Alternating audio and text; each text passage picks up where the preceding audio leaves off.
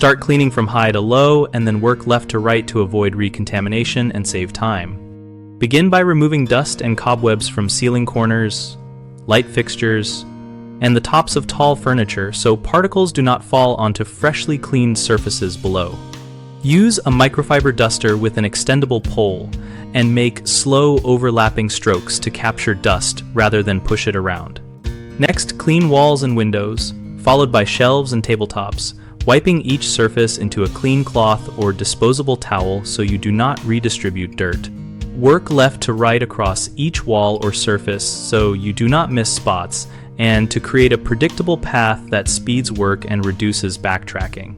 When you reach floors finish with vacuuming or damp mopping, moving from the highest point in the room toward the exit so you do not walk across cleaned areas. If a room is large, divide it into manageable sections and complete each section high to low, left to right before moving on so your progress is measurable and consistent. People often try to clean floors first, which causes dust to settle back on lower surfaces while you work. Fix that by always starting at ceiling level and saving floors for last. Another common issue is changing directions mid-room and missing streaks or spots. Maintain a left-to-right sweep or a consistent right-to-left path depending on the room layout to ensure complete coverage. A third mistake is using the same cloth or mop across multiple surfaces, which spreads contaminants.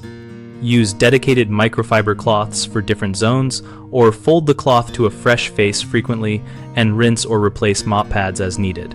BigHomeProjects.com connects homeowners with local contractors and provides project ideas and practical cleaning tips that tie directly to maintaining results from professional work. We host an active discussion community so we can share techniques, ask questions, and find contractors who are looking for jobs in our area.